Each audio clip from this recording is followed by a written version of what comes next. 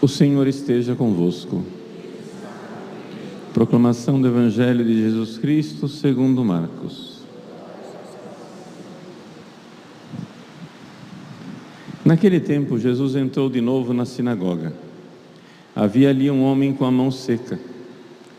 Alguns o observavam para ver se havia de curar em dia de sábado, para poderem acusá-lo.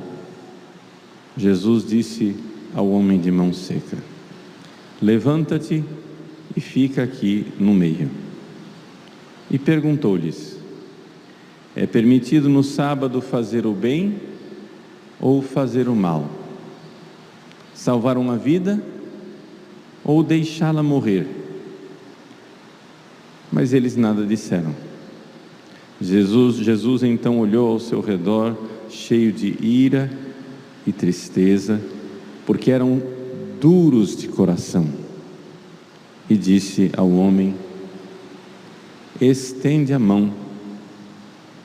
Ele a estendeu e a mão ficou curada.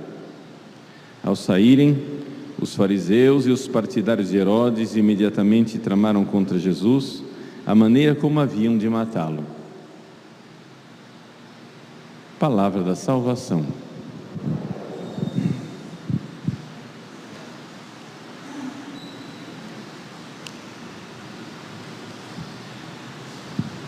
Meus queridos irmãos e irmãs, nós estamos numa sociedade que olha para a realidade da devoção, da religião, da crença, como algo positivo, não é, na vida de uma pessoa. Ou seja, quantas e quantas vezes as pessoas dizem: o importante é crer em alguma coisa, não é? Ou seja, o importante é que haja alguma fé, algum tipo de fé. A nossa sociedade, embora tenha uma elite de pensadores ateus, materialistas e religiosos, contrários à religião organizada, a nossa sociedade, de uma forma geral, o caldo cultural no qual nós vivemos, olha para a religiosidade como algo boa, positiva. Não, essa pessoa tem uma religião, ela crê em alguma coisa. E muitas vezes esse jargão a gente fica repetindo. O importante é crer em alguma coisa, crer em alguma coisa. Só que isto é uma mentalidade completamente equivocada. O importante não é crer em alguma coisa, o importante é crer na verdade, aquilo que é verdadeiro, bom, justo, honesto. Não adianta crer em alguma coisa. Por quê? Porque aqui é que vem o ponto principal que eu gostaria de chamar a nossa atenção, porque existe, aspas, religião, uma forma de viver a religião que torna as pessoas más. Não existe somente o ateísmo e o materialismo que faz as pessoas serem más. Isso também acontece. Vejam, eu não estou aqui dizendo o ateísmo, o materialismo é coisa boa, mas existe religião ruim. Existem religiões que destroem as pessoas. Para pegar um exemplo extremo, um exemplo caricatural, vamos ver, por exemplo, a religião dos astecas. Quando os primeiros espanhóis chegaram no México, os astecas, que eram entre os vários povos indígenas aqui da América, era o mais evoluído. Eles sabiam escrever, eles tinham pirâmides, eles tinham cidades, eles tinham uma organização social muito diferente dos nossos índios brasileiros, que estavam ainda na idade da pedra polida. Eles já dominavam os metais, já construíam pirâmides, já tinham uma religião organizada. Mas nessa religião organizada dos astecas, eles invadiam os povos vizinhos, dominavam e oprimiam os outros índios para oferecê-los em sacrifício aos seus deuses.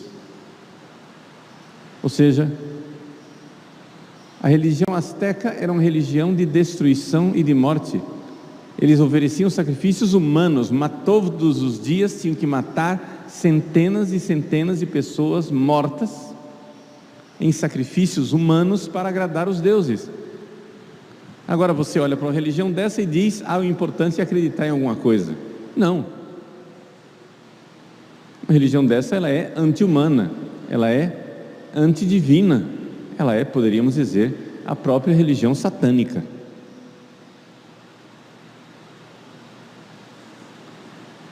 Então, quando a gente pega um exemplo de caricatura, a gente começa a enxergar que tem religião e tem religião. Tem a religião católica, daqueles que se oferecem como mártires pelo bem das outras pessoas, pela salvação das pessoas, por amor a Deus, etc, etc.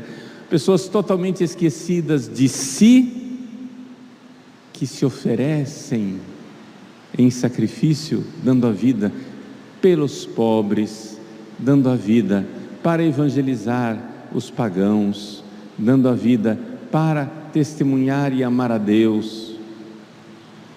Vejam, a gente pega a vida dos santos e vê a grandeza do amor com que eles amaram, e a gente vê religiões que são absurdas, como essa religião asteca. A gente vê religiões absurdas, como o satanismo. A gente vê religiões que promovem a desumanidade, o abuso. Então, esses dois extremos são fáceis de enxergar. Mas no Evangelho de hoje, Jesus não está fazendo uma crítica dos extremos. Jesus está nos mostrando talvez uma sutileza. E a sutileza é a seguinte: os fariseus, como nós católicos hoje, podem estar numa religião verdadeira. A religião do Antigo Testamento foi instituída por Deus para preparar a vinda de Jesus. Foi o Deus verdadeiro quem colocou o culto no templo. Foi o Deus verdadeiro quem organizou a tribo de Levi como sacerdócio levítico. Foi o Deus verdadeiro quem mandou instituir o templo de Jerusalém.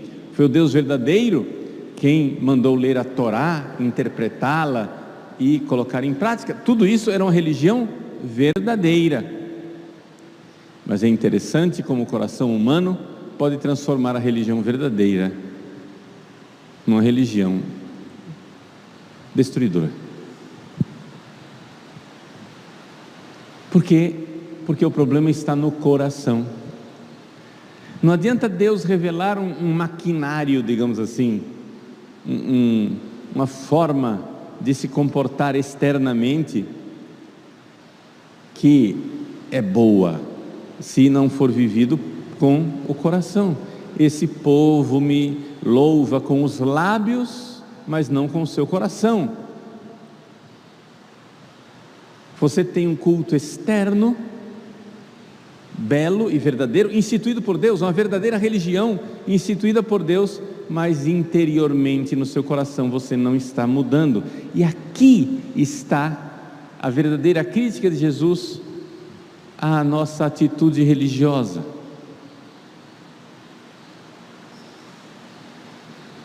Deixa isso aqui, vamos abrir um pequeno parênteses, só para fazer contrastes. O contraste disso é, por exemplo, aqui a atitude dos muçulmanos, dos islamitas. A religião muçulmana, ela não exige absolutamente a adesão da fé. O Islã é uma obediência. E essa obediência é uma obediência que pode ser meramente externa. Se você está numa sociedade islâmica, você pode seguir todas as leis da Sharia e não acreditar minimamente naquilo que Maomé diz, naquilo que está no Corão. Basta que você esteja na obediência. No Islã, você está na obediência. Você foi reduzido à obediência externa. Internamente não interessa o que você pensa. Então, quando a gente vê aquela multidão de muçulmanos em praça pública, ajoelhados, fazendo as suas inclinações, né? E rezando juntos, espero em Deus que a maioria deles creia, né? Mas para nós cristãos é estranho saber disso. Não é necessário, porém. Não é necessário. Você pode simplesmente fazer a obediência externa. Se você crê ou não crê, não importa muito. Você está fazendo o que tem que fazer. E vejam que isto que vive-se no Islã é a atitude da esmagadora maioria das religiões. As religiões não exigem adesão de coração. Isso é uma novidade do cristianismo. É Jesus quem está fazendo isso. É Jesus quem está nos chamando de volta para essa realidade que Deus queria desde o Antigo Testamento, mas que estava sendo abandonada. Essa realidade de que não basta o culto externo, não basta louvar com os lábios, tem que louvar com o coração. Isso é muito típico do cristianismo, isso é próprio nosso, isso é uma realidade que a gente tem que prestar atenção. Fecha parênteses para deixar de lado as outras religiões, né? Então, assim é o Islã, mas assim também outras religiões, como por exemplo as religiões afro-brasileiras. Nenhum pai de santo ou mãe de santo pergunta para você se você tem fé. Basta você ir lá e fazer o que ele está mandando. Você vai lá, oferece o sacrifício lá, que o pessoal popularmente chama de despacho, e pronto, está resolvido. Ah, mas eu tenho fé, não tenho fé. Ninguém é criticado por isso. Veja, Jesus, no entanto, aqui, dentro da religião verdadeira do judaísmo, olha para os fariseus e vê que houve ali uma cisão. Houve uma ruptura. Jesus olha para os fariseus que obedecem à lei do Antigo Testamento do sábado. Obediência estrita, obediência escrupulosa, obediência na delicadeza de detalhes. Ainda hoje os judeus vivem o sábado com delicadeza de detalhes. Por exemplo, os judeus, talvez vocês não saibam disso, quando diz assim, o repouso do sábado, na sexta-feira à tarde, antes de aparecer a primeira estrela, no sábado à noite, porque ali já começa o Shabat, já começa o sábado, a mãe judia vai pela casa, apaga algumas luzes e acende outras luzes. Aquelas luzes ficarão acesas durante todo o sábado, porque você acionar um interruptor é trabalho. Sabiam disso? Acionar um botão é trabalho, então o sábado não pode tocar. É esse pequeno detalhe, veja que delicadeza. Por exemplo, a mãe judia, na sexta-feira, prepara a comida, na sexta, e deixa a comida num rechô, no banho-maria, lá colocado na tomada, numa temperaturazinha morna. Assim a comida fica ali, esquentadinha, morna, para servir de alimento no sábado. Mas ela não pode ligar a maquininha ou preparar a comida, porque seria trabalho. E os judeus, tanto da época de Jesus como hoje, continuam seguindo isso escrupulosamente. Mas Jesus, nos fariseus de sua época e nos fariseus de hoje, que, abre parênteses, podemos ser nós,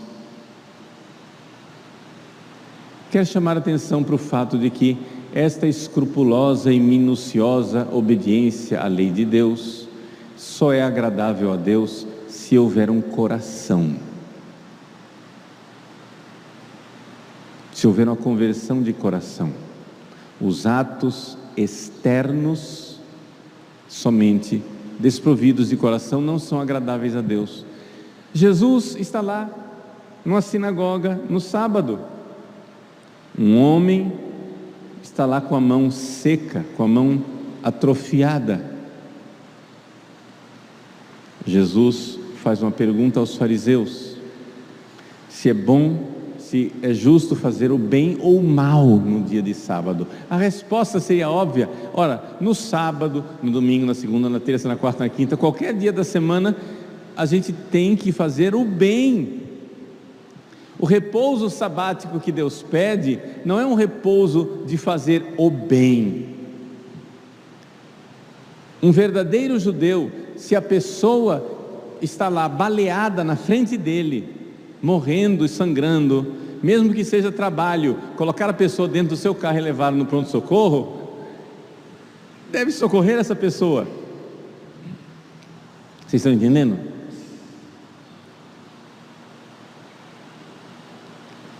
E Jesus olha para isso e faz a pergunta e vê que os fariseus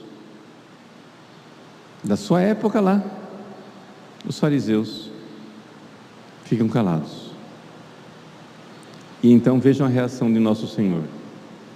E aqui, essa pode ser a reação de nosso Senhor para comigo. Eu, Paulo Ricardo, que devo me colocar debaixo da luz desse Evangelho, para não ser o mau cristão de hoje. Os fariseus aqui no Evangelho eram os maus judeus de ontem. Eu não posso ser o mau cristão de hoje. Jesus diz, versículo 5: Jesus então olhou ao seu redor, cheio de ira e tristeza.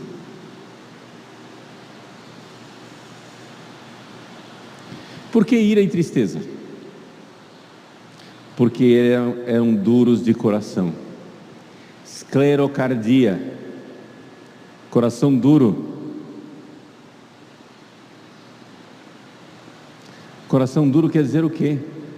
Você tem uma religião muito bonita, mas não entra no coração, tem dureza lá, o coração está intacto, não está querendo mudar.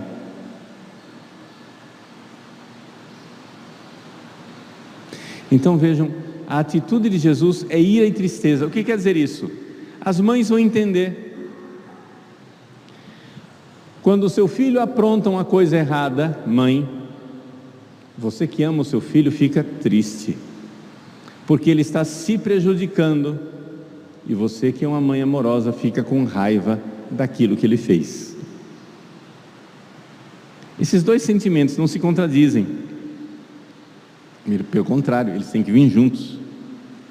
Se você ama uma pessoa que está fazendo o mal, você deve ao mesmo tempo lamentar que essa pessoa está se destruindo e odiar o que ela está fazendo. Uma mãe que tem um filho dependente químico, que está vendo que as drogas estão destruindo o seu filho querido que ela ama, essa mãe, ela precisa necessariamente, porque ama o filho, ter raiva do que o filho está fazendo. Eu só posso amar o meu filho querido, que está sendo destruído pelas drogas, se eu tiver raiva das drogas e do que ele está fazendo com ele mesmo. Ira com o que você está fazendo, e tristeza, porque eu amo você e estou vendo você se destruir. Vamos agora, diante desse quadro inteiro, aplicar isso à nossa vida. Nós, verdadeiros cristãos, precisamos compreender que existe uma religião verdadeira. E nós fazemos muito bem quando realizamos os atos dessa religião verdadeira. Quais são os atos da religião verdadeira? Você precisa ser batizado, você precisa se confessar, você precisa comungar, você precisa ir à missa no domingo, você precisa rezar o Santo Terço, fazer a sua oração todos os dias, você precisa se abster de carne ou fazer alguma penitência na sexta-feira, você precisa no domingo deixar de trabalhar, não com aquele escrúpulo dos judeus, porque todo o sistema dos judeus no sábado está baseado no não trabalho. Nós não somos assim. Alguns pequenos trabalhos nós podemos fazer no domingo, não é esse o problema, né?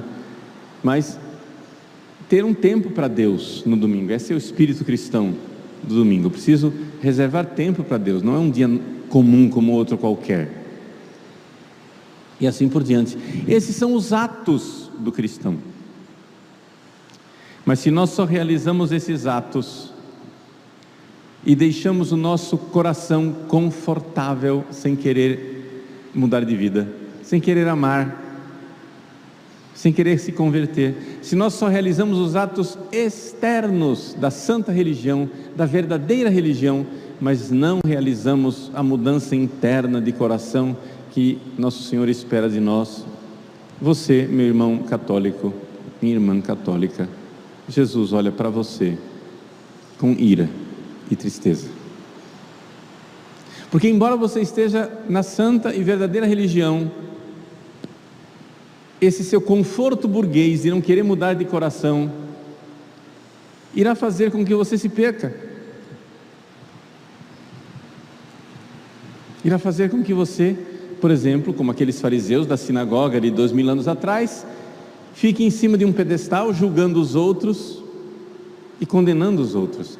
Vejam, essa atitude dos fariseus levou a que eles, no fim do Evangelho, começassem já a arquitetar um plano para matar Jesus. Ou seja, você começa a se submeter a Deus externamente, mas se você não se submeter a Deus interiormente, você termina se sentando no trono como Lúcifer e condenando Deus.